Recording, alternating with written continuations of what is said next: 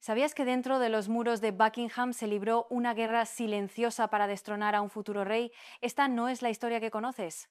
Es la crónica de cómo Camila, con una astucia implacable, tejió una red de traición para acorralar al príncipe Guillermo, convirtiendo el palacio en una jaula dorada y despertando los fantasmas de Diana de Gales. ¿Logrará el príncipe escapar de la trampa antes de que sea demasiado tarde?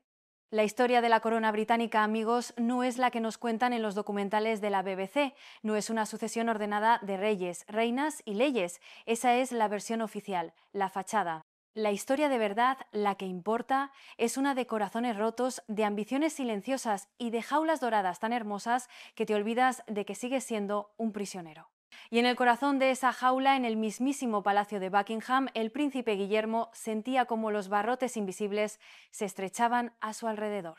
Imagínate la escena. Un monstruo de piedra y terciopelo que para el mundo es un símbolo de poder inquebrantable, pero que para él se había convertido en un laberinto de miradas frías y sonrisas de protocolo.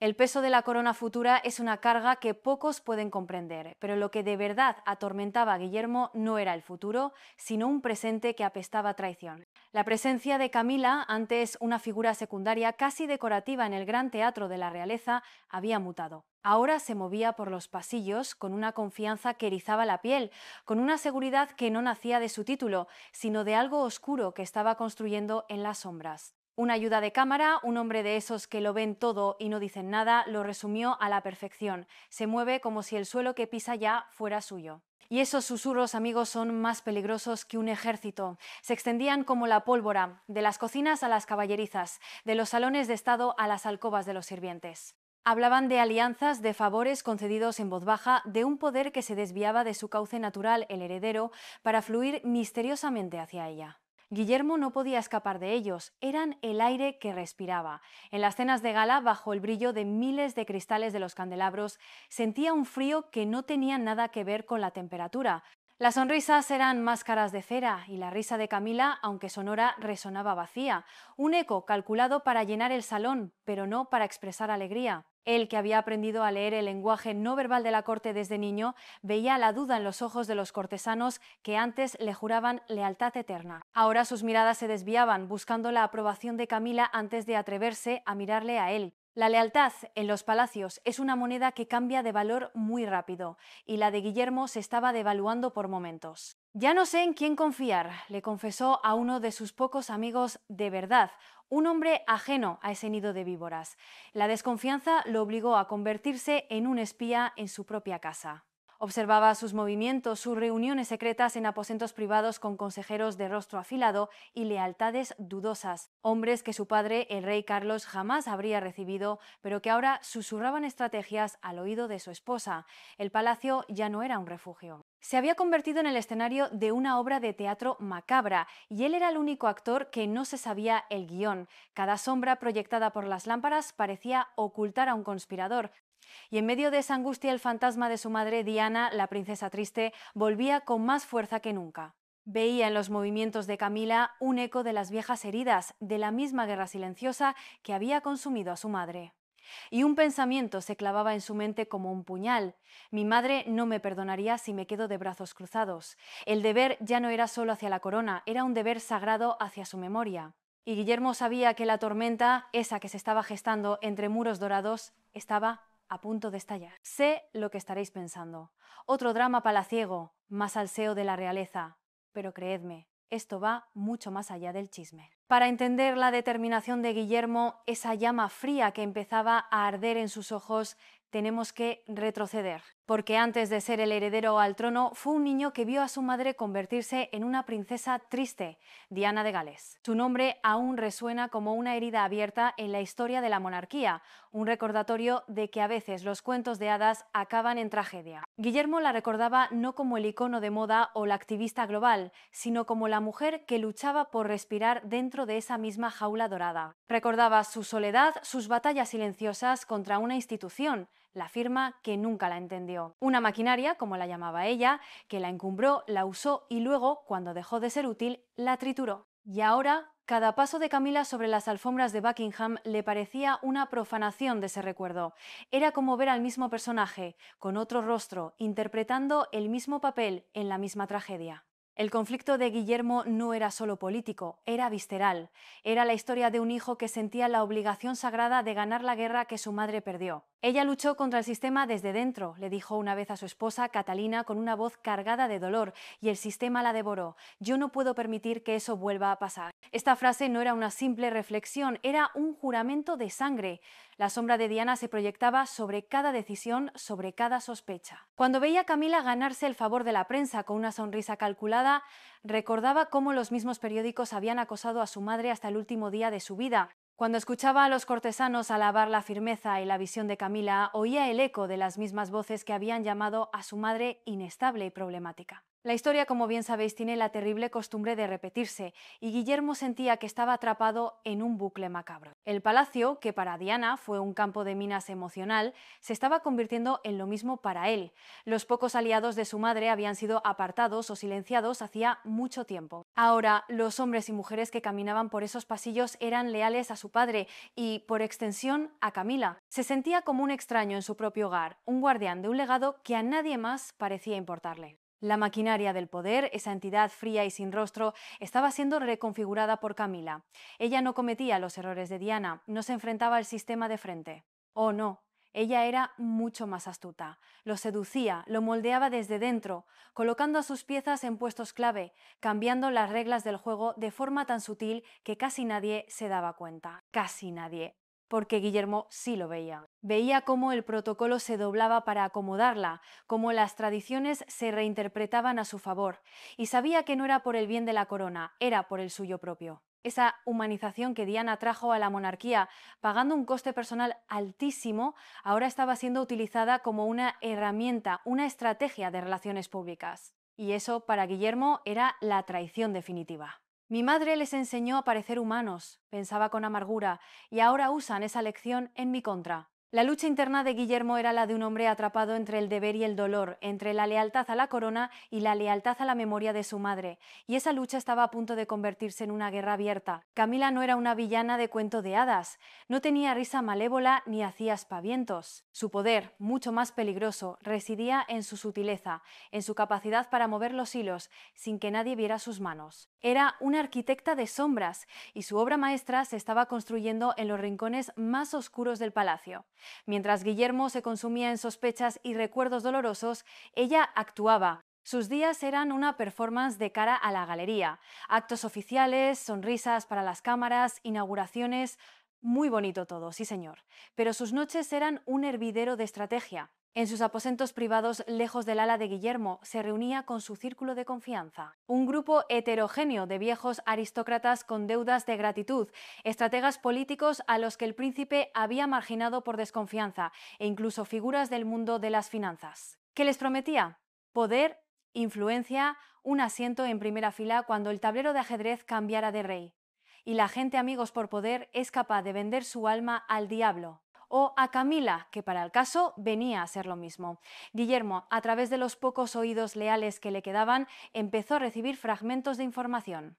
Se ha reunido con Lord Ashworth 3 veces esta semana, le informaba un secretario. Dicen que está buscando apoyos en la Cámara de los Lores, susurraba una dama de compañía de Catalina. Cada pieza de información era como una gota de veneno, pequeña pero letal. Empezó a atar cabos. Las decisiones que se tomaban en el consejo privado, las filtraciones a la prensa que siempre lo dejaban en mal lugar, los nombramientos para comités benéficos que recaían en gente de su círculo, nada era casualidad. Era una red, una telaraña tejida con paciencia y precisión, y él estaba en el centro, sintiendo cómo los hilos se tensaban a su alrededor. Lo más frustrante era su método. Camila nunca dejaba huellas. Sus instrucciones eran verbales, sus reuniones informales. Usaba intermediarios para sus mensajes más delicados. Era un fantasma en la maquinaria. Guillermo intentó hablar con su padre, el rey Carlos, pero fue como hablar con una pared. Para Carlos, Camila era su roca, la mujer que le había dado la estabilidad que nunca tuvo con Diana. Las preocupaciones de su hijo, exageraciones, paranoia, el estrés del cargo. «Estás viendo fantasmas donde no los hay, William», le dijo, zanjando la conversación con una frialdad que le rompió el corazón. Ese fue el momento en que Guillermo comprendió que estaba completamente solo. Su padre no era su aliado, era el escudo de Camila. La corona, la institución que debía protegerlo, estaba protegiendo a la misma persona que cavaba su tumba política. La sensación de impotencia era asfixiante. Veía cómo su autoridad se erosionaba día a día. Los cortesanos, que son como girasoles, siempre giran hacia donde más calienta el sol, y el sol de Camila cada vez brillaba con más fuerza. Las peticiones que antes le llegaban a él ahora pasaban primero por el filtro de la oficina de ella. Se había convertido en una aduana de poder y solo dejaba pasar lo que le convenía. Era una guerra de desgaste y ella tenía todos los recursos. Él solo tenía su linaje y un sentido del deber que empezaba a parecerle una carga inútil. Está construyendo un gobierno en la sombra dentro de mi propia casa, pensó una noche mientras observaba desde su ventana cómo un coche sin insignias abandonaba sigilosamente una de las entradas de servicio del palacio. Sabía quién iba en ese coche y sabía que esa reunión secreta era un ladrillo más en el muro que Camila estaba levantando a su alrededor. En toda gran conspiración hay un momento clave, una pieza que si se mueve puede derribar todo el tablero. Para Guillermo esa pieza tenía un nombre que apenas se pronunciaba en los pasillos del palacio, pero que flotaba en el aire como una amenaza latente.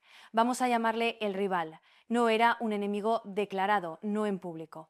En la superficie era un miembro respetado de la élite británica, un hombre de negocios carismático con conexiones políticas, una figura que los medios adoraban por su aire de modernidad y su discurso crítico con las viejas tradiciones.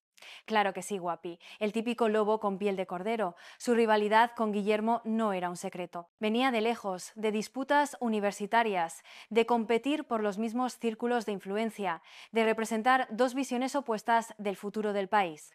Guillermo representaba la continuidad, el deber, la tradición. El rival representaba la ruptura, la ambición personal, el poder sin las cadenas del linaje. Y en el fondo Guillermo sabía que este hombre no solo quería superarlo, quería reemplazarlo, anhelaba la influencia y el respeto que solo la cercanía a la corona podía otorgar. La idea de que Camila pudiera estar en contacto con él era al principio impensable. Una traición de esa magnitud parecía sacada de una obra de Shakespeare.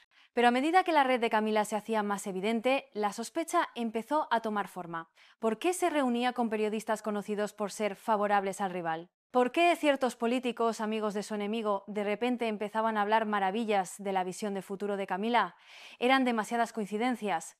La cosa es que Camila era una estratega brillante. Sabía que enfrentarse a Guillermo directamente era un suicidio político. Necesitaba un ariete, una fuerza externa que debilitara a Guillermo desde fuera, mientras ella lo minaba desde dentro, y el rival era el ariete perfecto. Tenía el carisma, la ambición y, lo más importante, no tenía nada que perder y mucho que ganar. La confirmación llegó de la forma más inesperada. Una noche, un viejo guardia de palacio, un hombre que había servido a su abuela, la reina Isabel, durante más de 40 años, pidió verle en privado. El hombre, llamado Arthur, tenía la lealtad grabada en las arrugas de su rostro. Con voz temblorosa, le contó que había visto un coche familiar, el del rival, entrando por una de las puertas más discretas del palacio tarde en la noche en 2 ocasiones. Se dirigía al ala donde Camila tenía sus aposentos privados. «No quise creerlo, Alteza», dijo el viejo Arthur, «pero mis ojos no me engañan». Y el hombre que se bajó no era otro que él. El mundo de Guillermo se detuvo. El aire de su despacho se volvió denso y irrespirable. La sospecha se había convertido en una certeza helada. No era solo una lucha por la influencia dentro de la corte, era una alianza. Una conspiración en toda regla. Camila no solo estaba construyendo su propio poder, estaba invitando al enemigo a casa. Lo estaba introduciendo en el corazón mismo de la monarquía, el lugar que Guillermo estaba destinado a proteger. La rabia que sintió fue volcánica, una furia fría y afilada. Pero debajo de la rabia había miedo. Miedo a que fuera demasiado tarde. Miedo a que la alianza entre la astucia de Camila y la ambición del rival fuera una fuerza imparable. Se dio cuenta de que el juego había cambiado. Ya no luchaba contra una madrastra ambiciosa, luchaba contra un complot diseñado para aislarlo, para hacerlo parecer débil e incompetente y quizás para apartarlo del trono. El nombre prohibido ya no era un susurro, Era un grito de guerra, y Guillermo acababa de escucharlo con una claridad aterradora. La sospecha sin pruebas es como un veneno que te consume lentamente. Guillermo lo sabía. La palabra de un viejo guardia, por muy leal que fuera, no era suficiente para derribar a alguien tan protegida como Camila. Necesitaba algo tangible, algo irrefutable. Necesitaba el rastro de tinta y papel que toda conspiración, por muy bien planeada que esté, siempre deja atrás. Y así comenzó la caza. Se convirtió en un fantasma en su propio palacio.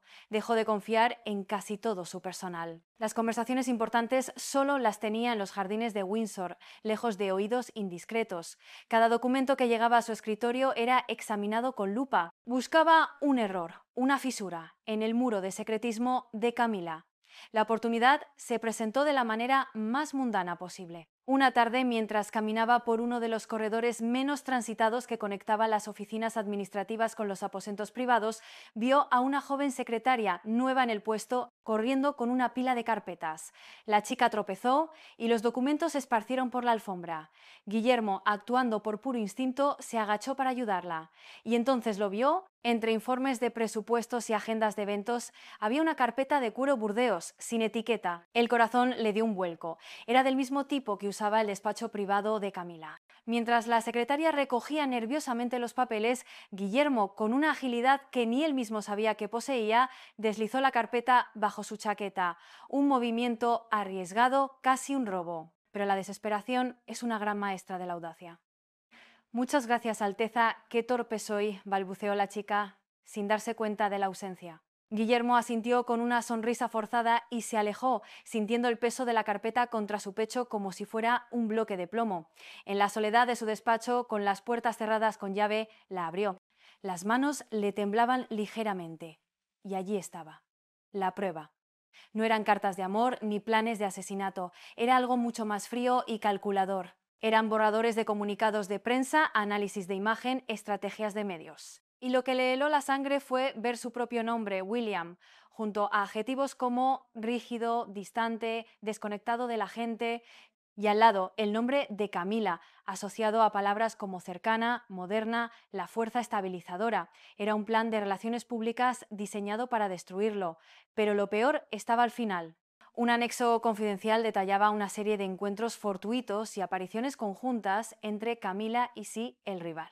El objetivo, escrito en una prosa corporativa y despiadada, era crear una narrativa de liderazgo alternativo y acostumbrar al público a verlos como una fuerza conjunta. La traición estaba allí, impresa en papel oficial del palacio, metódica y brutal.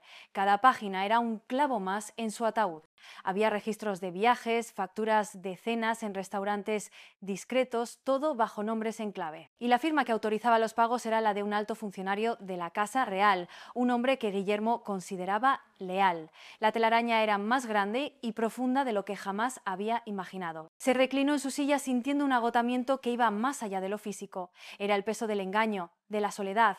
La carpeta no era solo un conjunto de documentos, era el testamento de su aislamiento. Camila no solo había conspirado contra él, había utilizado la propia estructura de la monarquía, sus recursos, su personal, para hacerlo. Había convertido la casa en un arma contra su propio heredero.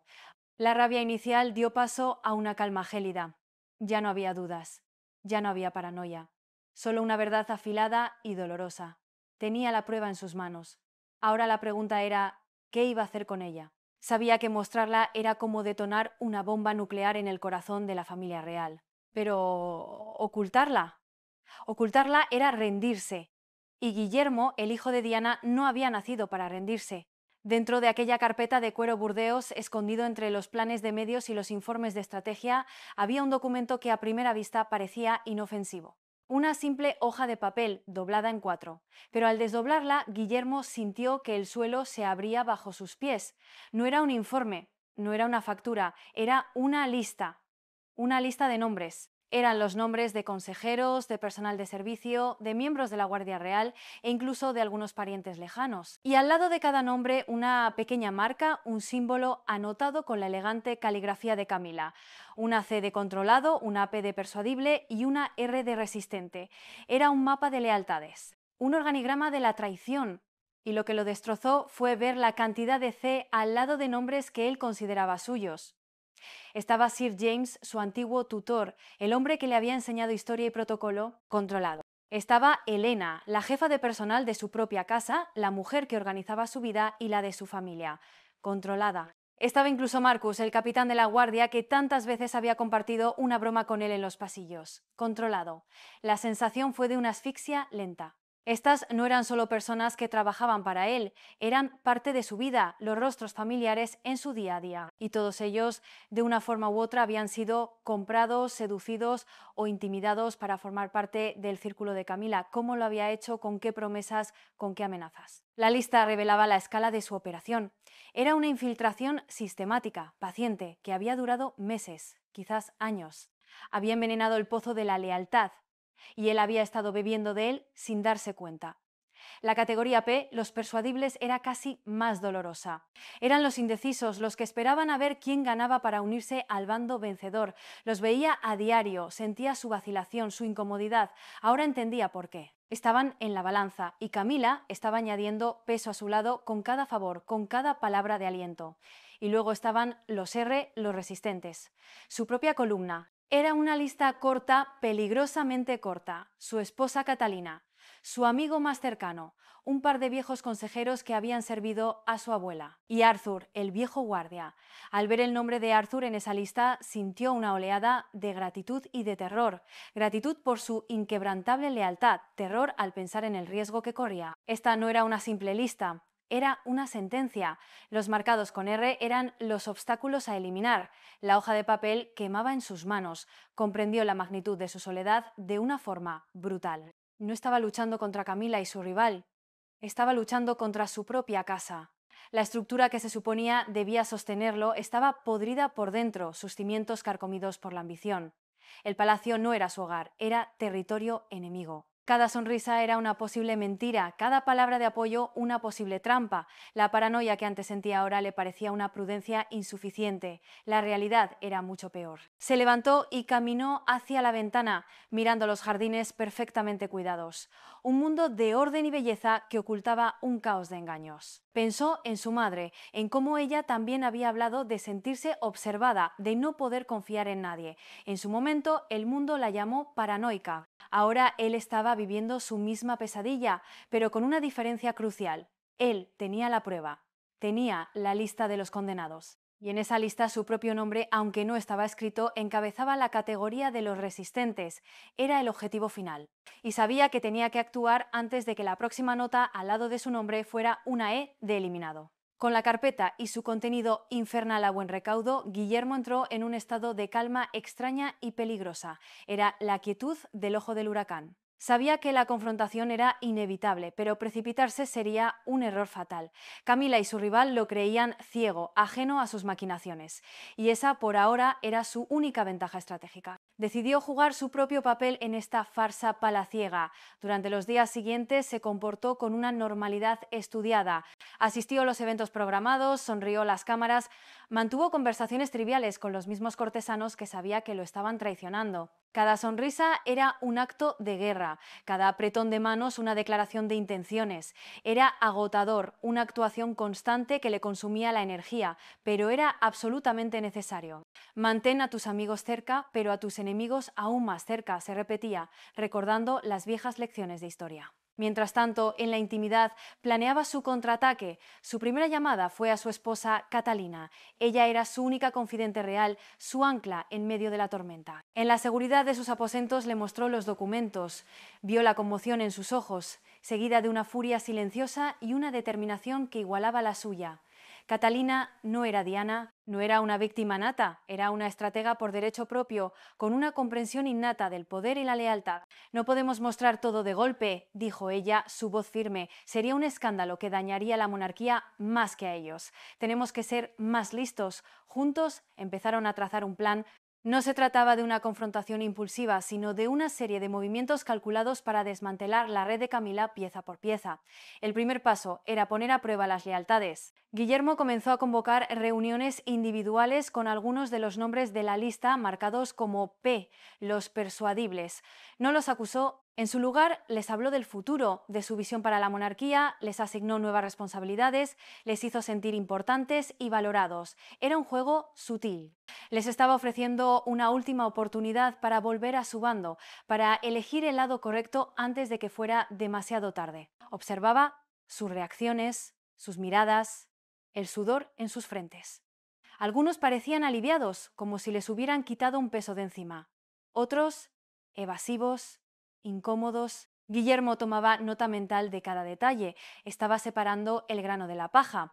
Paralelamente utilizó los pocos recursos leales que le quedaban para iniciar una investigación discreta sobre el rival.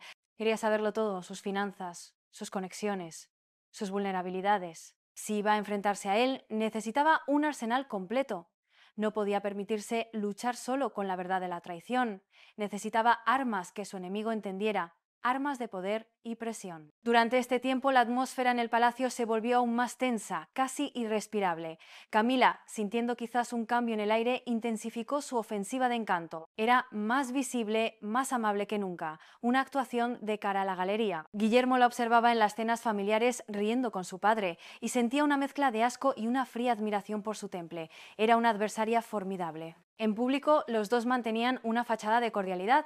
Las cámaras captaban imágenes de una familia unida, una transición de poder suave. Pero los que estaban dentro, los que sentían la corriente eléctrica bajo la superficie, sabían que estaban presenciando la calma antes de la batalla más violenta que la Casa de Windsor había visto en generaciones. Guillermo sabía que su tiempo de preparación era limitado. Cada día que pasaba, la red de Camila se fortalecía, pero él ya no era la presa ciega. Ahora era el cazador, esperando pacientemente el momento perfecto para atacar, y ese momento lo sentía en sus huesos, estaba muy cerca. El momento llegó. Guillermo decidió que no podía esperar más. Su primer objetivo era claro. Tenía que enfrentarse a Camila.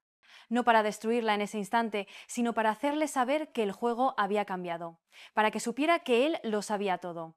Eligió el escenario con cuidado. No sería en un despacho formal ni en un salón lleno de testigos. La encontró en la biblioteca privada, un lugar cargado de historia cuyas paredes habían sido testigos silenciosos de siglos de secretos reales. Camila estaba sentada en un sillón de cuero leyendo un libro. Levantó la vista cuando él entró y su sonrisa fue una máscara de cortesía. William, qué agradable sorpresa. Guillermo no devolvió la sonrisa. Se acercó y sin decir una palabra colocó la carpeta de cuero burdeos sobre la mesita de caoba que había entre ellos. El sonido sordo del cuero contra la madera pulida fue el único ruido en la sala. La sonrisa de Camila no vaciló, pero sus ojos, por una fracción de segundo, se endurecieron. Vio cómo su mirada recorría la carpeta, reconociéndola al instante. «No sé qué es esto», dijo ella, con una calma que a Guillermo le pareció admirablemente falsa. «Oh, creo que sí lo sabes», replicó él. Su voz era un témpano de hielo. «Es tu plan de futuro. Tu narrativa de liderazgo alternativo, muy bien redactado, por cierto. Hay que reconocer el trabajo bien hecho». Abrió la carpeta y deslizó uno de los informes de estrategia de medios sobre la mesa, el que detallaba cómo socavar su imagen pública. Camila lo miró y luego lo apartó con la punta de los dedos, como si fuera algo sucio. «No sé de qué me hablas. Esto deben ser borradores sin importancia, probablemente malinterpretados». Su capacidad para mentir sin pestañear era asombrosa. Pero Guillermo estaba preparado para ello. Por supuesto, continuó él con un sarcasmo afilado. «Y supongo que las facturas de tus cenas de trabajo con mi mayor enemigo también son un malentendido, o las confirmaciones de sus visitas nocturnas al palacio. Tengo testigos, Camila». Testigos con una lealtad a la corona que ni tú ni todo tu dinero podéis comprar. En ese momento la máscara de Camila se agrietó, su sonrisa se desvaneció y fue reemplazada por una expresión de fría hostilidad. Vio que él no estaba fanfarroneando. Se reclinó en el sillón. Su postura ya no era relajada, sino la de una cobra a punto de atacar. «Eres un ingenuo, William», siseó. «Crees que esto se trata de lealtad. Esto se trata de supervivencia. La supervivencia de una monarquía que tú, con tu rigidez y tu nostalgia por el pasado, estás llevando a la irrelevancia. Alguien tiene que tomar las riendas». Era la primera vez que admitía, aunque fuera indirectamente, sus intenciones. Guillermo sintió un escalofrío. Ella no se veía a sí misma como una traidora, sino como una salvadora, y eso la hacía infinitamente más peligrosa. «Las riendas las tomará el heredero al trono», contestó él, su voz resonando con el peso de siglos de linaje. «Y ese soy yo, no una usurpadora que conspira en las sombras. Usurpadora, repitió ella, saboreando la palabra con desdén. Yo lo llamo ser práctica. He conseguido más para esta familia en los últimos años que tú en toda tu vida. La gente me escucha. La gente confía en mí. ¿Y a ti? A ti te ven como la sombra de tu madre, una sombra débil. El golpe fue bajo y certero, diseñado para herirle donde más le dolía, y lo consiguió. Guillermo sintió la punzada de la rabia, pero la contuvo. No iba a perder el control, no iba a darle esa satisfacción. Se inclinó hacia ella, su voz ahora un susurro amenazante. No vuelvas a mencionar a mi madre. Tú no eres digna ni de pronunciar su nombre. Y que te quede clara una cosa, el juego ha terminado. Sé cada uno de tus movimientos, conozco a cada uno de tus peones y voy a desmantelar tu pequeño reino de mentiras, pieza por pieza. Esto no es una amenaza, Camila, es una promesa. Se enderezó y sin mirar atrás se dirigió a la puerta.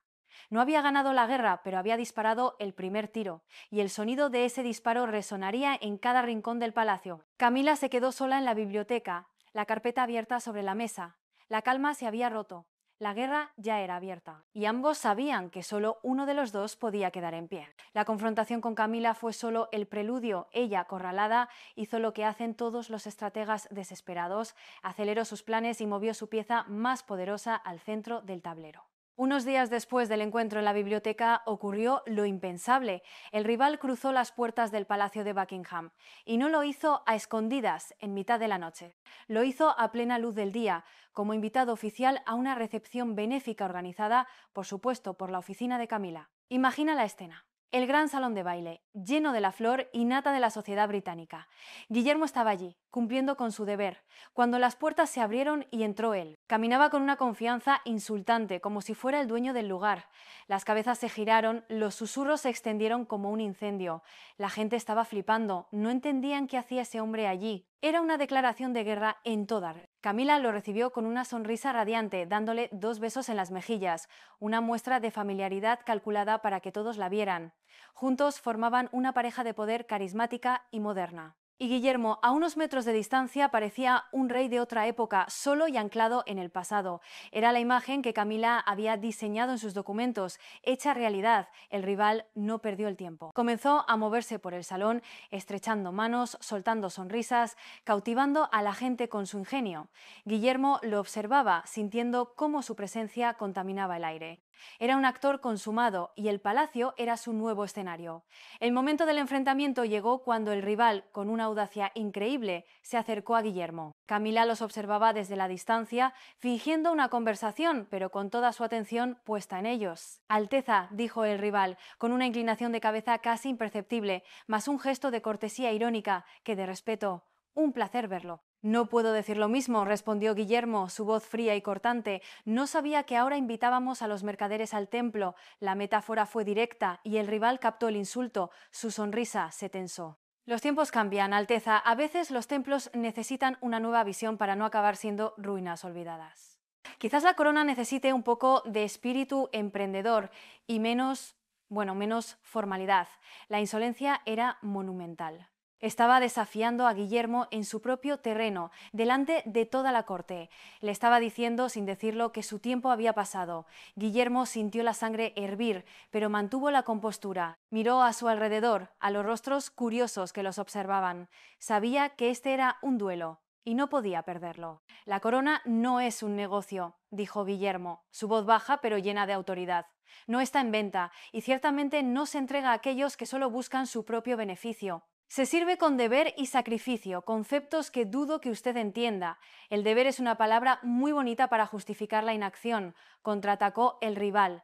La gente quiere resultados, no solo ceremonias. Quieren un liderazgo que conecte con ellos, que resuelva problemas. Y algunos de nosotros estamos dispuestos a ofrecerlo. La amenaza era explícita, se estaba postulando como una alternativa. En ese momento, Guillermo supo que no podía seguir jugando a la defensiva. Miró directamente a los ojos de su enemigo. Usted no ofrece liderazgo, usted ofrece ilusiones y le advierto aquí y ahora que no hay lugar para sus ambiciones en esta casa. Ha cruzado una línea al venir aquí hoy. Le sugiero que no vuelva a hacerlo. La tensión entre ellos era tan densa que se podía cortar con un cuchillo. El rival, por primera vez, perdió parte de su arrogancia. Vio en los ojos de Guillermo una dureza que no esperaba. Se dio cuenta de que no estaba tratando con un príncipe débil, sino con un rey en ciernes dispuesto a luchar. Sin decir más, el rival hizo una leve reverencia, esta vez sin rastro de ironía, y se alejó. La batalla había sido breve pero intensa. Guillermo se había mantenido firme. Había demostrado que no iba a ser intimidado, pero el daño ya estaba hecho. El enemigo había entrado en el palacio, había mostrado su rostro y sus intenciones, y la alianza con Camila era ahora un hecho público. La guerra por la corona acababa de entrar en una nueva fase, mucho más peligrosa y visible para todo el mundo. La aparición del rival en el palacio fue la chispa que incendió la pradera. La corte, que hasta entonces se había mantenido en un estado de tensa neutralidad, se vio forzada a elegir bando. Y la división fue brutal, como un cisma religioso. Ya no había grises, solo blanco o negro. O estabas con Guillermo, el heredero legítimo, el guardián de la tradición. O estabas con la facción de Camila y el rival, la promesa de un poder más moderno, más pragmático y para muchos más rentable. Las lealtades se rompieron de la noche a la mañana. Amigos de toda la vida dejaban de hablarse. Las familias se dividían. En los comedores del personal, las mesas se separaban por facciones. Los pasillos, antes llenos de conversaciones corteses, ahora eran silenciosos, cargados de miradas de reojo y sospechas. Era una guerra civil en miniatura, combatida no con espadas, sino con susurros, rumores y traiciones. Guillermo sintió el aislamiento más que nunca. La lista de nombres que había encontrado se hizo dolorosamente real. Vio a Sir James, su antiguo tutor, riendo animadamente en una esquina con uno de los aliados conocidos del rival. Vio a Helena, su jefa de personal, entregar discretamente un sobre a una de las damas de compañía de Camila. Cada una de estas escenas era una pequeña puñalada. Camila, por su parte, jugaba su papel a la perfección. Se presentaba como una víctima de la intransigencia de Guillermo.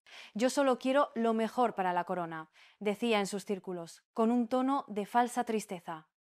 Intento traer nuevas ideas, nuevas alianzas para fortalecerla, pero William está anclado en el pasado. Teme el cambio. Era una narrativa muy inteligente y muchos la compraron. La pintaba ella como la modernizadora y a Guillermo como el reaccionario. El salseo estaba servido y la prensa, olfateando el conflicto, se lanzó sobre él como una jauría de lobos. Empezaron a aparecer artículos que cuestionaban la capacidad de Guillermo para reinar, lo comparaban de forma velada con su rival, destacando el dinamismo y la visión de este último. Eran ataques perfectamente orquestados, filtraciones que solo podían venir de dentro del palacio, de la facción de Camila. Guillermo se vio obligado a contraatacar. Con la ayuda de Catalina, empezó a organizar sus propias reuniones, a fortalecer su base de apoyo. Recompensó a los leales, a los de la lista R, dándoles más responsabilidades y mostrándoles su confianza. A los indecisos, los P, les planteó un ultimátum sutil. El futuro de la monarquía está en juego. Y cuando el polvo se asiente, recordaré quién estuvo a mi lado. Era un juego peligroso porque cada movimiento que hacía era analizado y a menudo tergiversado por el bando contrario. Si mostraba firmeza, lo llamaban autoritario. Si intentaba dialogar, lo llamaban débil. Estaba en una posición imposible. La situación llegó a un punto crítico durante una reunión del Consejo Privado. Se discutía un importante viaje de Estado y Camila propuso que el rival formara parte de la delegación empresarial que acompañaría a la familia real. Era una provocación directa, un intento de legitimar a su aliado al más alto nivel. Guillermo se opuso frontalmente. Bajo ninguna circunstancia, dijo, su voz resonando en la sala. Este hombre no representa los valores de la corona ni de este país. Un consejero, claramente del bando de Camila, replicó, pero Alteza, sus conexiones internacionales podrían ser muy beneficiosas. Mis conexiones son con el pueblo británico, no con los oportunistas, zanjó Guillermo. La tensión era máxima. El rey Carlos, presidiendo la reunión, parecía perdido, incapaz de tomar una decisión. Su silencio fue una victoria para Camila, porque demostraba la parálisis en la cúpula. Al final la propuesta fue pospuesta para un estudio más a fondo, una forma educada de decir que la guerra continuaba. Guillermo salió de esa reunión sabiendo que la corte estaba irremediablemente rota. La única forma de repararla era extirpando el cáncer, y el cáncer tenía dos cabezas, Camila y su rival. La diplomacia había fracasado, la coexistencia era imposible, solo quedaba la guerra total. En medio de la traición y el aislamiento, Guillermo descubrió algo que no esperaba, la fuerza de la verdadera lealtad. No era numerosa, pero era sólida como la roca. Era la gente de su lista R, los resistentes, y decidió que era hora de reunirlos. La convocatoria fue secreta, casi clandestina. Se encontraron en una de las casas de campo de la familia, lejos de las miradas y los oídos de Buckingham. Estaban todos: el viejo guardia Arthur, un par de consejeros de la era de su abuela, su amigo más íntimo, y por supuesto Catalina, su general en esta guerra. La atmósfera era sombría, pero había una sensación de propósito en el aire. Guillermo no se anduvo con rodeos. Puso la carpeta sobre la mesa y les contó toda la historia, desde sus primeras sospechas hasta la confrontación con el rival. Les mostró la lista de nombres, el mapa de la traición. No ocultó nada. Les expuso la cruda y peligrosa realidad de su situación. Cuando terminó de hablar, un silencio pesado cayó sobre la sala. Fue Arthur, el viejo guardia, quien lo rompió. Serví a su abuela, la reina Isabel, durante 40 años, Alteza, dijo con su voz grave. Y ella me enseñó que la corona es más grande que cualquier persona. Lo que están haciendo es un ataque a la corona misma. Mi lealtad es con la institución y usted es su futuro. Estoy a su servicio hasta el final.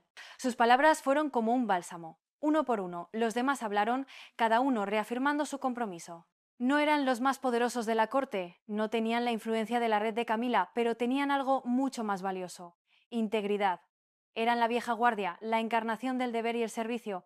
En ese momento Guillermo sintió que la balanza, aunque fuera por poco, empezaba a inclinarse a su favor. Ya no estaba solo, tenía un pequeño ejército, un grupo de leales dispuestos a luchar con él. Catalina, con su mente estratégica, tomó la palabra. No podemos ganar esta guerra jugando a la defensiva. Tenemos que anticiparnos a sus movimientos. Necesitamos nuestra propia red de información. Necesitamos encontrar las debilidades de nuestro enemigo y explotarlas. El plan comenzó a tomar forma esa misma noche. Se repartieron las tareas. Arthur, con sus contactos entre el personal de servicio, se convertiría en sus ojos y oídos dentro del palacio. Los viejos consejeros utilizarían su conocimiento de los entresijos del gobierno para rastrear las influencias del rival en la política. Su amigo se encargaría de investigar sus finanzas buscando cualquier irregularidad. Y Catalina sería la estratega jefe, coordinando todos los esfuerzos y asesorando a Guillermo. Era una célula de resistencia operando desde las sombras con un único objetivo: proteger al futuro rey y a la corona. Guillermo los miró a todos, a esos rostros decididos, y sintió una oleada de gratitud que casi lo abruma. En un mundo de mentiras había encontrado un bastión de verdad. Hizo un juramento esa noche no solo a ellos, sino a sí mismo. Juró que no descansaría hasta que la amenaza fuera neutralizada. Juró que honraría su lealtad luchando con toda su fuerza. Y juró que, cuando todo terminara, reconstruiría la corte sobre los cimientos del honor y el deber, no de la ambición y la traición. La reunión terminó al amanecer. Cuando Guillermo y Catalina regresaron a Londres, el sol salía, tiñendo el cielo de colores anaranjados y púrpuras. Parecía un presagio. La noche había sido larga y oscura, pero la luz estaba a punto de irrumpir. La guerra no había terminado, pero por primera vez Guillermo sentía que podía ganarla. Tenía a sus leales y juntos iban a hacer temblar los cimientos del reino de sombras de Camila. Armado con el apoyo de su círculo de leales, Guillermo decidió pasar a la ofensiva, pero no con un ataque frontal. Eso era lo que Camila esperaría. No, iba a usar sus propias armas en su contra: el engaño, la manipulación de la información, la estrategia pura y dura. Iba a tenderles una trampa inversa. La oportunidad perfecta se la proporcionó la propia Camila. A través de la red de Arthur, Guillermo se enteró de que ella y el rival estaban planeando su golpe de gracia, una entrevista exclusiva en el programa de televisión de mayor audiencia del país. Su objetivo era presentarse como el futuro, una pareja de poder moderna y dinámica, y pintar a Guillermo como un obstáculo para el progreso. La entrevista sería en directo, una plataforma perfecta para lanzar sus dardos envenenados sin que él pudiera defenderse a tiempo. Muy bonito, sí señor. Un plan perfecto. O casi, porque Guillermo ahora sabía cada detalle: la fecha, el canal e incluso algunos de los temas que planeaban tocar, gracias a una fuente que Arthur tenía en el equipo de producción. Y decidió darles una sorpresa. El plan, ideado junto a Catalina, era brillante en su simplicidad. Unos días antes de la entrevista, Guillermo convocó una rueda de prensa urgente e inesperada en el palacio. El tema oficial era el lanzamiento de una nueva iniciativa benéfica a gran escala sobre salud mental, un tema que, como bien sabéis, le tocaba muy de cerca por el legado de su madre. La prensa acudió en masa esperando un anuncio rutinario. Guillermo subió al atril y durante 10 minutos habló con una pasión precisión y una elocuencia que pocos le habían visto antes. Habló de la importancia de la vulnerabilidad, de la lucha contra el estigma, conectando directamente con el público de una forma muy humana y personal. Parecía Diana reencarnada en su capacidad para empatizar y justo cuando la prensa pensaba que todo había terminado, lanzó la bomba. Esta iniciativa, dijo, mirando directamente a la cámara principal, requiere un liderazgo basado en la integridad, la transparencia y el servicio desinteresado, valores que, lamentablemente, a veces se pierden en la búsqueda del poder personal y las alianzas secretas. Hizo una pausa dramática. La sala estaba en silencio absoluto. Por eso, continuó, he pedido una auditoría completa de todas las fundaciones y organizaciones benéficas asociadas a la Casa Real para asegurar que cada libra esterlina se usa para el bien del pueblo y no para financiar agendas privadas o ambiciones políticas que nada tienen que ver con el servicio público. ¡Bum! El mensaje era una bomba de racimo. No mencionó a Camila ni al rival, pero no hacía falta. Todos los periodistas en esa sala sabían exactamente a quién se refería. Había sembrado la duda sobre la integridad de las operaciones de Camila y, por extensión, sobre las de su aliado empresarial. Había cambiado el marco de la conversación. Ya no se trataba de modernidad contra tradición, sino de servicio público contra interés privado. La reacción fue inmediata. Las redacciones de los periódicos echaron humo. Los titulares ya no eran sobre la visión de futuro de Camila, sino sobre la auditoría real y las posibles irregularidades. La entrevista de Camila y el rival, programada para 2 días después, quedaba completamente eclipsada. Peor aún, ahora tendrían que responder a preguntas incómodas. Se vieron obligados a posponerla, alegando problemas de agenda. Claro que sí, guapi. La realidad era que Guillermo los había desarmado. Había anticipado su ataque y había lanzado uno preventivo, mucho más devastador. La trampa inversa había funcionado a la perfección. Dentro del palacio, la facción de Camila estaba en estado de shock. No esperaban una jugada tan audaz.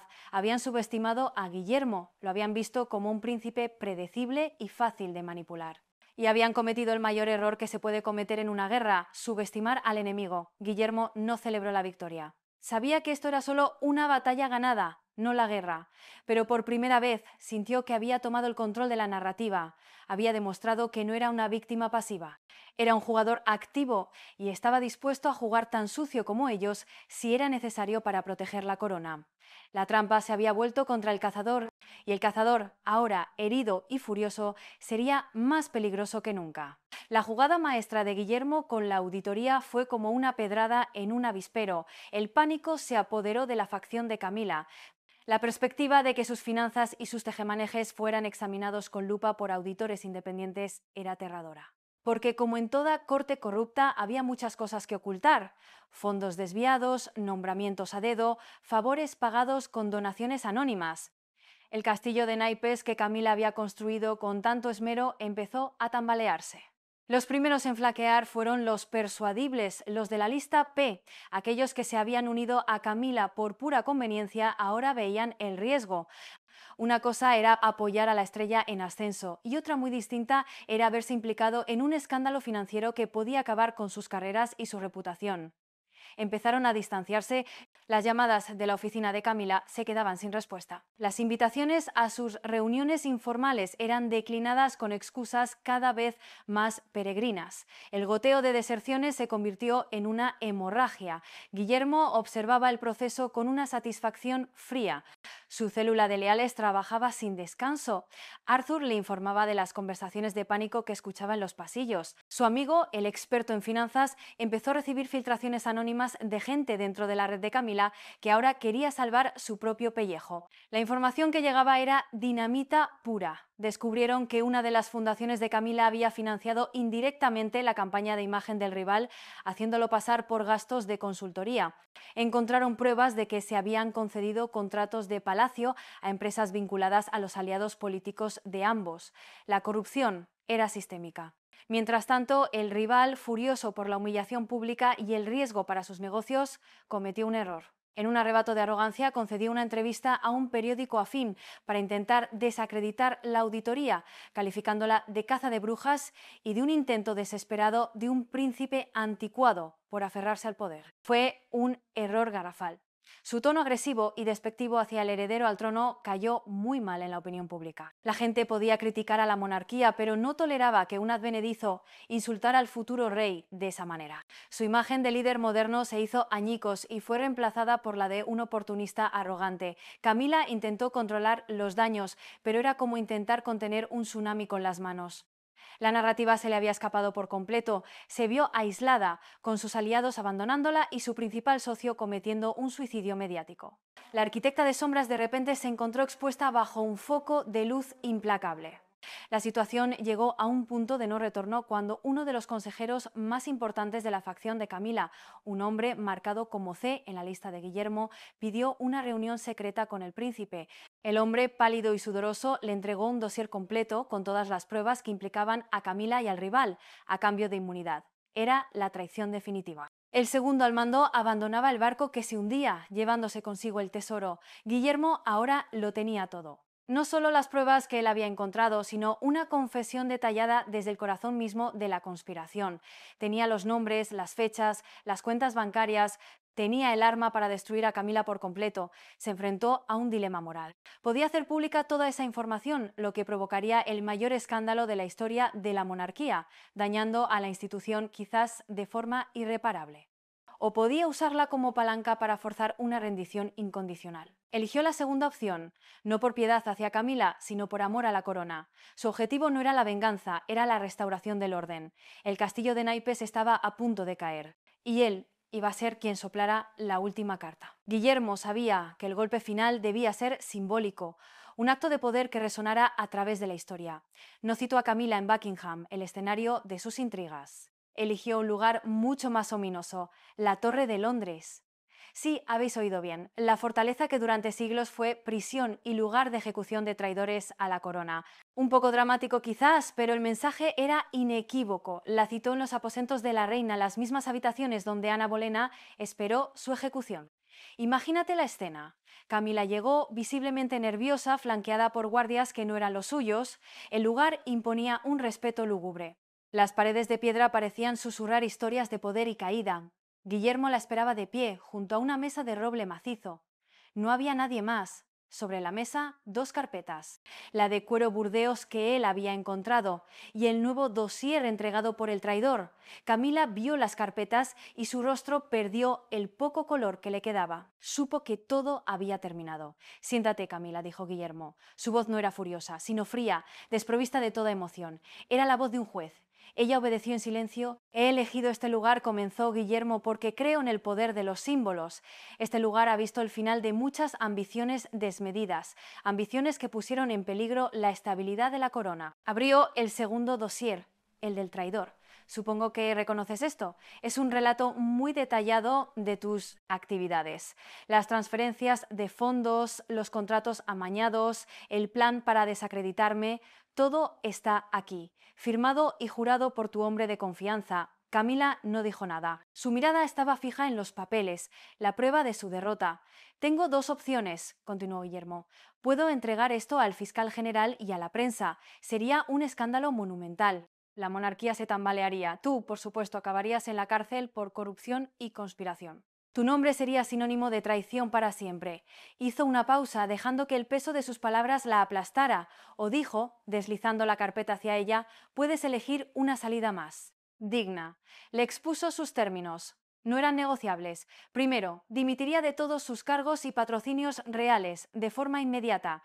Segundo, se retiraría por completo de la vida pública. Se le permitiría mantener su título, pero viviría en una de las residencias reales más apartadas, en un exilio dorado.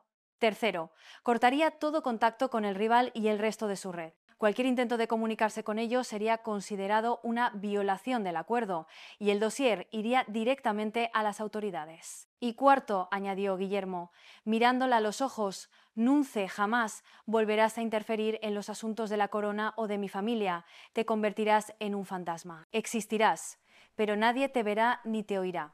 Camila levantó la vista. Por primera vez, Guillermo vio en sus ojos algo que no era ni arrogancia ni desafío, era miedo, miedo puro y desnudo. Entendió que él tenía el poder absoluto sobre su destino. Intentó un último farol. Tu padre, el rey, nunca lo permitiría. Mi padre será informado de mi decisión, no consultado sobre ella, replicó Guillermo con una dureza que zanjó cualquier discusión. Él también tendrá que elegir entre proteger a su esposa o proteger a la corona, y creo que ambos sabemos cuál es su deber. Fue un jaque mate. Camila estaba atrapada. Cualquier movimiento que hiciera, perdía. Tras un largo silencio que pareció durar una eternidad, asintió lentamente. Una única lágrima rodó por su mejilla. No era una lágrima de arrepentimiento, sino de rabia por haber sido vencida. «¿Tienes mi palabra?», susurró.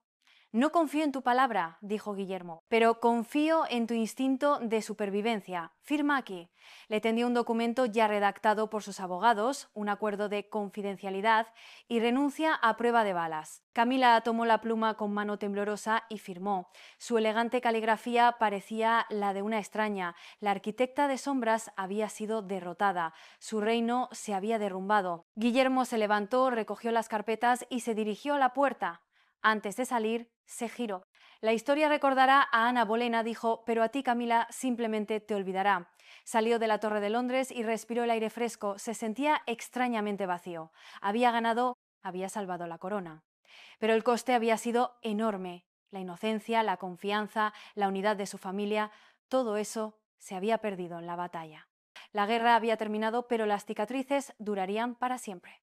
La rendición de Camila en la Torre de Londres no fue el final, sino el principio de una tarea mucho más ardua: barrer las cenizas de la guerra y reconstruir sobre las ruinas. Al día siguiente, el palacio emitió un comunicado oficial. Era una obra maestra de la diplomacia, redactado por el propio Guillermo. Anunciaba que la duquesa de Cornualles, por motivos de salud y el deseo de una vida más privada, se retiraba de todas sus funciones públicas. Agradecía su servicio y pedía respeto por su privacidad, sin dramas, sin acusaciones.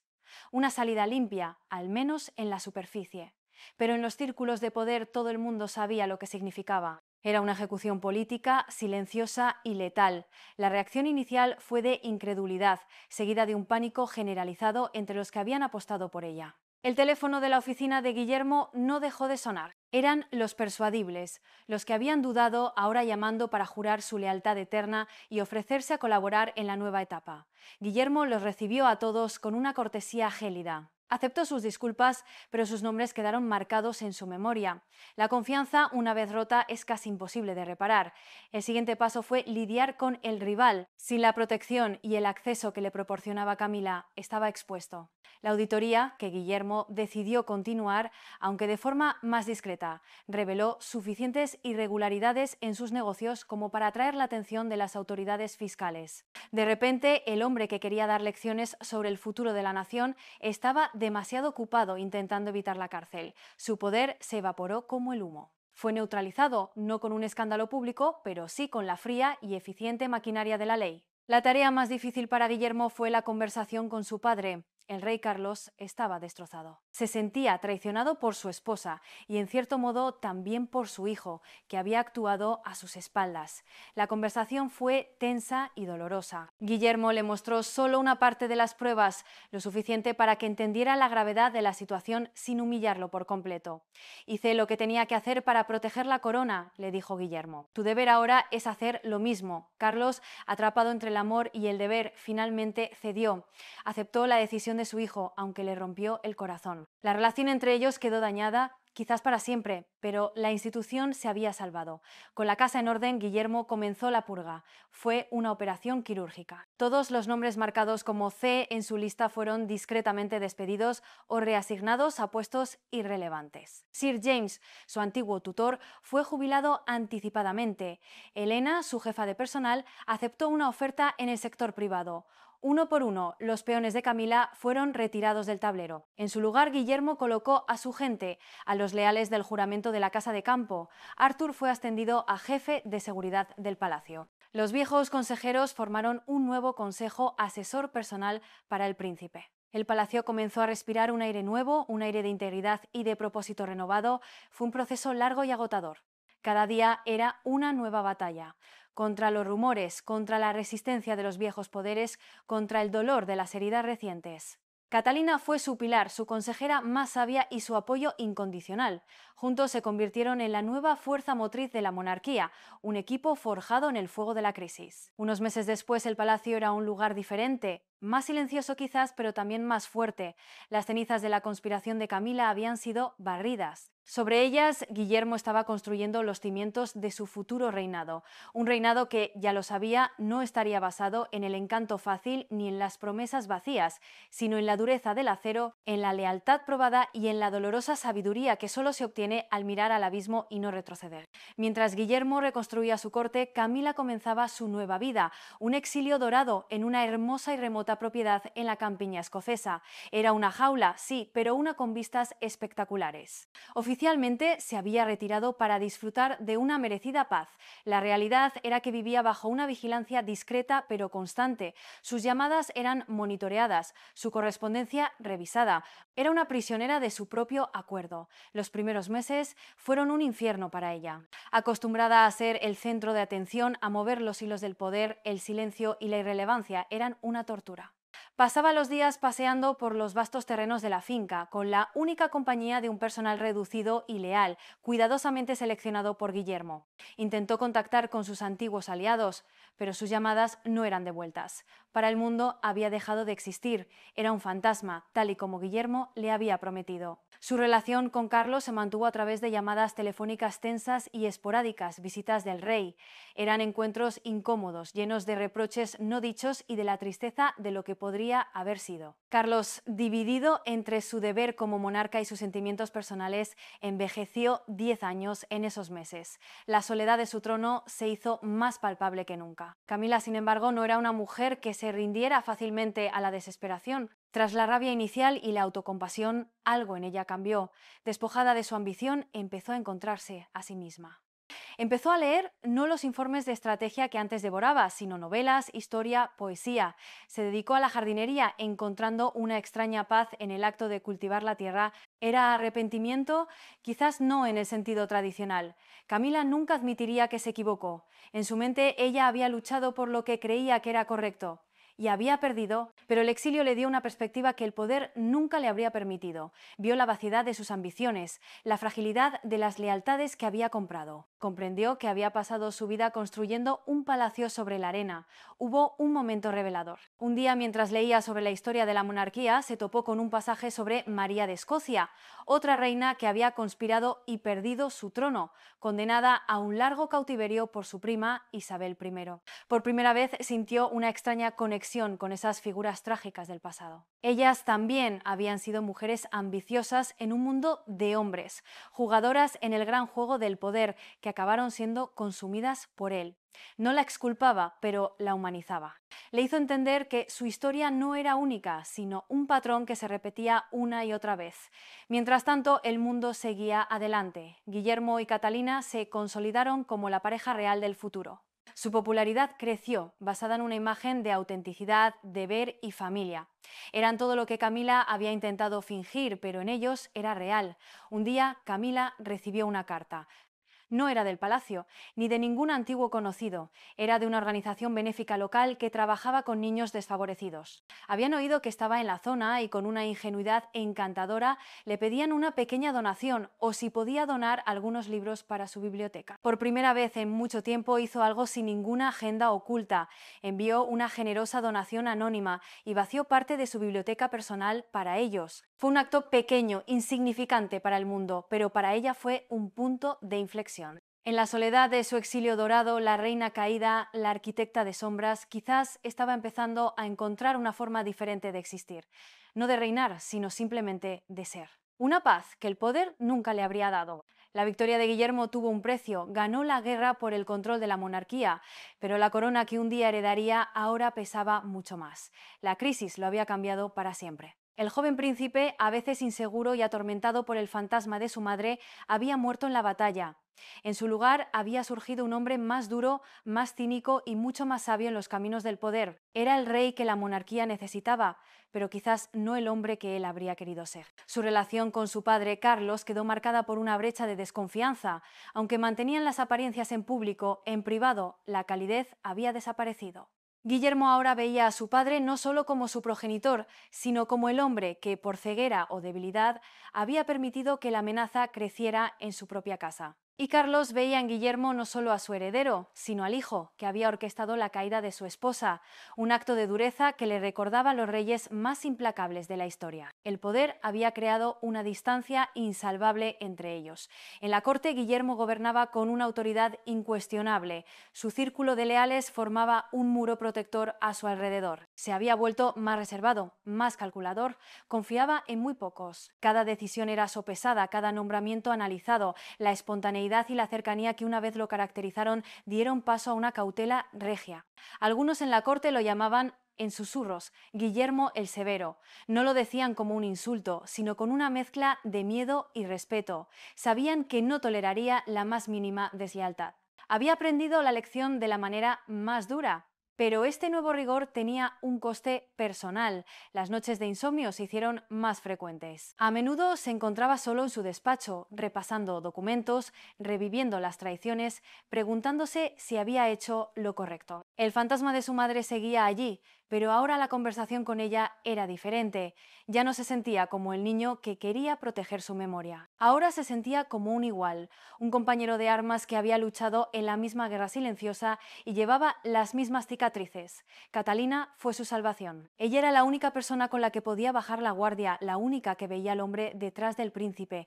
Ella entendía el peso que llevaba y lo ayudaba a soportarlo. Juntos se esforzaron por crear un refugio de normalidad para sus hijos, un espacio de amor y confianza lejos de la fría maquinaria del poder. Querían que sus hijos crecieran sabiendo lo que era una familia unida, algo que Guillermo nunca tuvo del todo. Un día, mientras veía jugar a sus hijos en el jardín, tuvo una revelación. Se dio cuenta de que su lucha no había sido solo por la corona o por el legado de su madre, había sido por ellos, por su futuro. Había limpiado la casa no solo para asegurar su propio reinado, sino para que ellos pudieran heredar una monarquía más fuerte, más íntegra, una institución que no los devorara como había hecho con las generaciones anteriores. Entendió que el verdadero poder no residía en la capacidad de destruir a tus enemigos, sino en la fuerza para construir algo que perdure. La corona seguía siendo una carga pesada, una jaula dorada, pero ahora Guillermo sabía por qué la llevaba. No la llevaba por sí mismo ni por la tradición, ni siquiera por el deber abstracto, la llevaba por ellos, por la promesa de un futuro mejor. Y ese propósito le dio la fuerza para seguir adelante, para soportar el peso, para convertirse en el rey que estaba destinado a ser. Aunque Camila había sido borrada de la vida pública y su red desmantelada, las sombras de su conspiración dejaron un legado duradero. La monarquía que Guillermo heredaría sería fundamentalmente diferente a la de su abuela. La crisis había expuesto las grietas del viejo sistema y ahora era tarea de Guillermo decidir si las tapaba o construía algo nuevo sobre ellas. Una de las consecuencias más inesperadas fue un cambio en la percepción pública de la realeza. El drama, aunque manejado con discreción, se había filtrado. La gente empezó a ver a la familia real no como figuras de cera en un museo, sino como seres humanos complejos, con pasiones, ambiciones y fallos. Paradójicamente, este salseo humanizó la institución de una forma que décadas de actos benéficos no habían conseguido. La popularidad de Guillermo y Catalina se disparó, no a pesar de la crisis, sino gracias a ella. La gente vio a Guillermo luchar por su derecho de nacimiento, lo vio defender a su familia y a la corona, con una ferocidad que conectó con el instinto protector de la gente. Lo vieron como un rey que había ganado su trono, no que simplemente lo había heredado.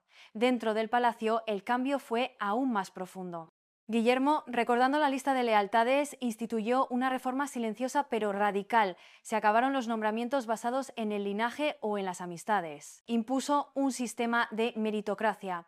La competencia y la lealtad probada se convirtieron en los únicos criterios para ascender. Esto modernizó la gestión de la firma como se conoce a la empresa familiar, haciéndola más eficiente y menos susceptible a las intrigas de corte. Pero la sombra más larga fue la de la desconfianza. La crisis dejó una cicatriz de paranoia en el corazón de la monarquía. La seguridad se reforzó no solo física, sino también informática. Se implementaron protocolos de comunicación más estrictos. El círculo íntimo del poder se hizo más pequeño y más impenetrable que nunca. La era de la apertura y la confianza relativa que había caracterizado los últimos años del reinado de Isabel II había terminado. Ahora la consigna era: confía, pero verifica. Y a veces ni siquiera eso. El rival, aunque neutralizado, se convirtió en una leyenda urbana en los círculos políticos y financieros. Un recordatorio de lo cerca que estuvo la monarquía de una crisis constitucional. Su historia se convirtió en una lección para futuros ambiciosos. Puedes acercarte al sol, pero si te acercas demasiado, te quemarás. Su caída sirvió para reforzar, irónicamente, la posición del heredero. Demostró que la institución, aunque pareciera anticuada, todavía tenía garras. Y Camila, su exilio dorado se convirtió en su realidad permanente. Con el tiempo, la amargura dio paso a una resignación tranquila. Se convirtió en una figura casi mítica, la reina en la sombra, que casi lo cambia todo. Su historia, aunque oficialmente borrada de los anales, se contaba en susurros, una advertencia sobre los peligros de la ambición. El legado final de esta guerra silenciosa fue que obligó a la monarquía a mirarse en el espejo, la obligó a confrontar sus debilidades, a purgar sus elementos corruptos y a redefinir su propósito en el siglo XXI. Guillermo, forjado en esta crisis, se convirtió en el arquitecto de esa nueva monarquía, una monarquía más cautelosa, más profesional y quizás un poco menos mágica, pero una que había demostrado tener la capacidad de sobrevivir a sus propias tormentas internas. Las sombras del complot de Camila no desaparecieron del todo. Se integraron en la historia de la Casa de Windsor, un capítulo oscuro que sirvió para fortalecer los muros del castillo y para recordar a los futuros reyes que el enemigo más peligroso, a menudo, no está en las puertas sino dentro de ellas. Años después, cuando el polvo de la batalla se había asentado por completo y el reinado de Guillermo era una realidad estable y respetada, ocurrió algo que nadie habría podido predecir. Recibió una carta. No tenía remite oficial, solo un matasellos de un pequeño pueblo escocés. La caligrafía era inconfundible, era de Camila, no pedía nada, no se quejaba. Era una carta breve y sorprendentemente serena. Hablaba del jardín que había cultivado, de los libros que había leído, y al final había una frase que dejó a Guillermo perplejo. El silencio me ha enseñado más sobre el poder que todos los susurros de palacio. Impulsado por una curiosidad que no pudo reprimir y quizás por la necesidad de cerrar el último capítulo de esa historia, decidió hacer algo impensable. Voló a Escocia. Solo, sin séquito, en un viaje no oficial que solo Catalina conocía. La encontró en el jardín de su residencia. Era una mujer diferente. Más delgada, con el pelo gris y arrugas que no eran solo de la edad, sino de la experiencia. No había rastro de la ambiciosa estratega que él recordaba. En su lugar había una calma casi monacal. La conversación no fue fácil al principio. Hubo silencios incómodos, el peso de la historia no contada entre ellos. Pero poco a poco empezaron a hablar. No como rey exiliada, sino como dos personas que habían sobrevivido a la misma guerra, aunque en bandos opuestos. Camila le habló de su ambición. No intentó justificarla, sino explicarla. Vi una institución que se estaba anquilosando, dijo, y vi en ti a un joven demasiado atado a la sombra de su madre como para ver el peligro. Creí que podía forzar el cambio, hacerlo más rápido. Fui arrogante. Subestimé tu amor por la corona y, sobre todo, subestimé tu fuerza. Guillermo la escuchó sin interrumpir.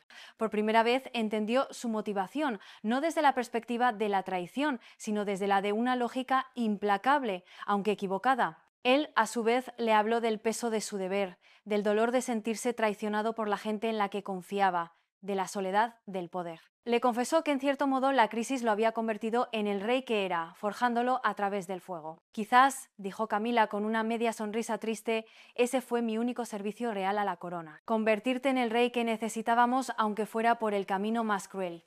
No hubo un perdón explícito. Las heridas eran demasiado profundas para eso, pero hubo una forma de entendimiento. Un reconocimiento mutuo de que ambos habían sido piezas en un juego mucho más grande, un juego de historia, poder y destino. Antes de irse, Guillermo le hizo la pregunta que lo había perseguido durante años. ¿Valió la pena? Camila miró hacia las colinas escocesas, un paisaje vasto y solitario. No, dijo finalmente. Gané el mundo durante un instante y perdí mi alma en el proceso. Aquí, en este silencio, he empezado a encontrarla de nuevo. Es un precio muy alto por la sabiduría. Guillermo se fue de allí con una extraña sensación de paz. La guerra había terminado no solo en el palacio, sino también dentro de él. Había confrontado al último fantasma. La conversación inesperada no cambió la historia, pero sí cambió su significado. Le permitió ver a su antigua enemiga no como un monstruo, sino como una figura trágica, otra víctima de la jaula dorada que ella misma había intentado rediseñar. Y esa comprensión, esa pizca de empatía fue el acto final de su propia liberación. Al final, esta no es solo la historia de un complot palaciego, es la historia de cómo un príncipe se convirtió en rey, no el día de su coronación, sino en los oscuros pasillos de la traición. Es la historia de una mujer cuya ambición casi quema una institución milenaria, solo para encontrar una extraña paz en las cenizas de su propia derrota. Guillermo aprendió que la corona no es solo un objeto de oro y joyas, sino un peso que se lleva tanto en la cabeza como en el corazón. Aprendió que la lealtad es un tesoro raro y frágil, y que el poder, si no está anclado en el deber, es el veneno más dulce y más mortal. Su reinado, que comenzó en la desconfianza y la crisis, se convirtió en uno de los más estables y respetados de la historia moderna. Gobernó con la sabiduría de quien ha visto lo peor de la naturaleza humana y ha elegido, a pesar de todo, creer en lo mejor. Unió la tradición que su abuela representaba con la modernidad que la crisis le obligó a abrazar. ¿Qué nos enseña esta historia? Quizás nos enseña que las batallas más importantes no se libran en campos de batalla, sino en los silenciosos corredores del poder y en el interior del corazón humano. Nos recuerda que incluso en las jaulas más doradas, el anhelo de libertad, de poder o de paz puede llevar a la grandeza o a la destrucción. El legado de Guillermo no fueron solo las leyes que firmó o los edificios que inauguró. Su verdadero legado fue una monarquía restaurada, más fuerte por haber sobrevivido a su prueba más dura. Y una familia que, a pesar de las cicatrices, aprendió a encontrar un equilibrio entre la corona y el corazón. Porque si algo nos demuestra esta historia es que puedes tener todo el poder del mundo, pero si pierdes tu alma en el camino, al final no tienes nada. Pues eso ha sido todo por el vídeo de hoy. Espero que os haya gustado este viaje a las entrañas del poder y la traición. Gracias por ver. Finalmente lo confesaron.